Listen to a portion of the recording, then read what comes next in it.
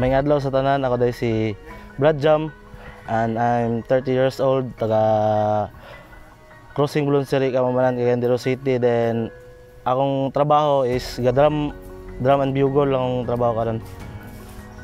Then isa ko ka graduate sa inpatient sa DOH-TRC CDO, then undergo karon og 11 months sa akong pag aftercare report. Ako dahil si Brad Nino, 38 years old, self-employed, negosyo ako gamay negosyo nga kananan. Niya sa pagkakaroon full-time father ko sa akong isa ka anak. Niya isa ko ka graduate sa outpatient diri sa TRC CDO. Hi. May adlaw sa tanan. Ako dahil si Brad Rodel, 22 years old, taga El Salvador. Akong pong trabaho, nagtrabaho dahil ko karon sa Maharlika Magnolia. Usa ako ka crew, ug usa po dahil ko sa graduate aftercare diri sa TRC CDO.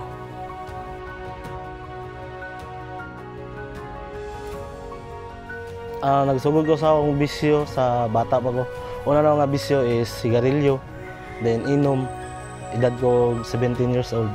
Then pag-abot na ako high school, pag edad na ako 18, na kuha na rin, nadanay ko sa akong barkada, then curious po sa paggamit sa droga.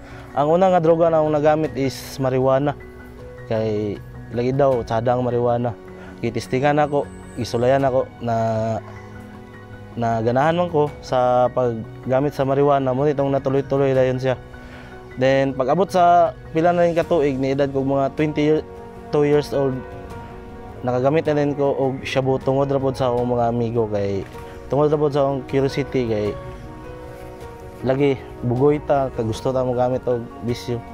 Pag-abot na nilala na din ang akong bisyo, din pag-abot sa panahon na wala na ako kabalo asa unsa akong buhaton, naguba ang relasyon sa akong pamilya. Then sige ra mig-away sa akong papa kay tungod na ng bisyo. Pag kung di ko makasuyop, maglabad ang ulo, maulit ko diretso. Ang mama, palangga ko sa mama, pero di ya muna ako sila ga paminahon. Sige ra po pabadlong. Sige ra og bisyo antod. Pag-abot sa 2016, actually ni undang ko sa akong bisyo. Kay lagi panahon naman to ni Duterte. Then hadlok pug ko. Pagbalik din sa akong bisyo sa pag 2020 kay sa COVID na time, dito rin ko nagsugod og balik og bisyo kay nara sa mong balay. Siyempre makabalik og tambay sa mong lugar. Then napoy isa ka tao nga gahatag sa ako og libre lang nga kuan nga shabu, then ginabayaran lang nako kung makakwarta nako. Kato nga time grabe gyud akong gamit sa shabu ato, then niabot sa punto sa akong kinabuhi nga nadakpan ko sa bulan sa September sa 2020. Gasugod ko og bisyo sa atong college pa ko, mga moabotay nag mga 20 ka tuig siguro. Din atong time nga bisyo ko, makaingon ko nga grabe ka gubot ang akong kinabuhi. Grabe ka lisod. Sige lang sa akong pares na ako isa ka anak man sa pagkakaron, murag na napasagdan ako sila. Every now and then mag-away mi sa akong pares.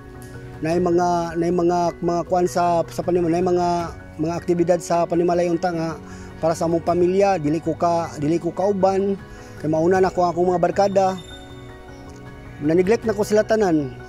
Hangtod nga murag na hangtod nga abot ang panahon na nadakpan ko. Dito pa na ako na-realize gyud tanan nga tinuod nga kaning nahitabo sa mua nga nadakpan ko before ko nakasugod diri sa outpatient is grabe sa kasol, grabe ka ulaw. Pero katunga sa akong kaugalingon, mapasalamaton ko nga nahitabo ni sa kuha. Kay dito pa na ako na-realize, katong dito ko sud sa prisuhan, dito pa na ako na-realize kung unsa ka kuha nga akong gisayang kay gisuportahan ko sa akong pamilya. Dito pa na ako na-value tanan yun. Naade ko ani nga akong edad 12 anyos. O nadawat gayang relasyon sa akong pamilya ug ako. Og ako wala dili na kay ko gawli sa umbalay tungod kay ang akong kuya nasuko kay sa kuha tungod kay gabisyo ko ani nga bisyo. ug na kuan gid akong pag-eskwela ug akong kaugalingon nabungkag gid kayo. Wala gid ko napadulungan kun dili prisuan ra. Ug kana nga atong bisyo wa gid nada kay ang akong kaugalingon bungkag gid kayo. Kay sa tinud lang akong itsura sa una wala gid ko niagi pagka ulitawo dilitso ko og tigulang tungod ana nga bisyo.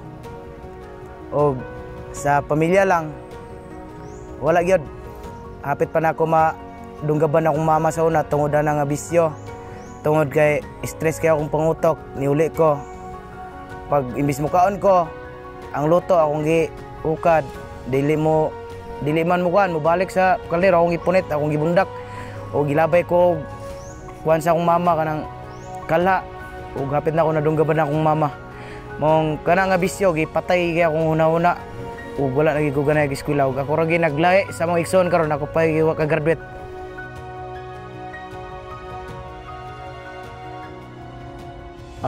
Dako ang natabang ang programa sa ako sa DOH TRC ilabi na sa pagsulod nako sa pagka-inpatient nako kay dito na ako nakita dito na realize nga dapat gitudluan ko nila nga dapat day imong kaugalingon imong usbon then dapat na kay self confidence kay katong ako sa laya nawala man na siya kay wala gyud sige ra og bisyo.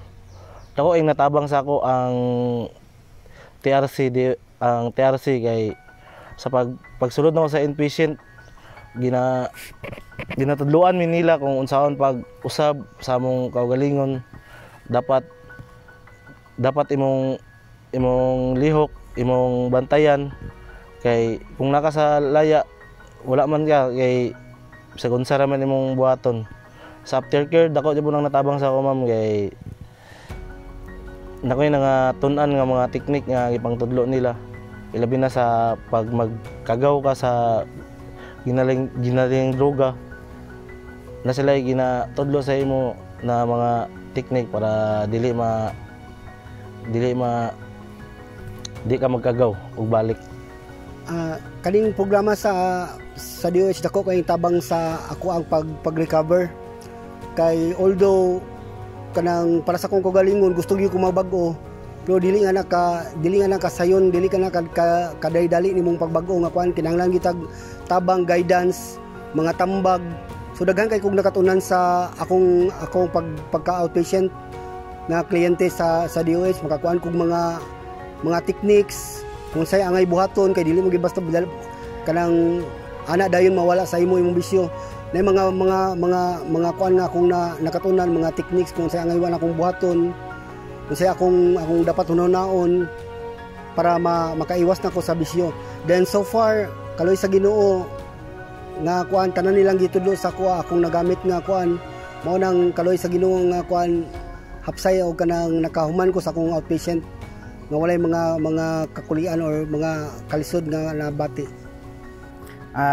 Dako kay kog pasalamat nga niabot ko aning pagkuan naning DOH tungod dako kay kog natunan og sa pag kuan ako dire na okay akong pamilya na okay akong kaugalingon nga ang akong pirmi una-una na panarbaho ug dako kay kog pasalamat dire dako kay silang natabang sa kuha kay bakong nang mabantayan sa akong kaugalingon nga ang imong amigo nga mo damay sa imo imong mabantayan na kay tungod sa ilang tambag nga muni imong baton pag naning mga tawo nga ingani ang imong baton ingani pag imong una nga mo digid malikayan nga ang imong una mangita gyud og natunan gyapon ako sila nga dapat dili ka mag-inusara dapat mo mangita kag kaistorya nimo og akong pirmi makita nga akong kaistorya ako gyung igsoon kay dili ka mabago og ikaw ra dapat nagi kay duulan nga ma-share nimo nga maminaw sa imo nga dili ka makatawan ug anda maminaw sa imong ipang istorya.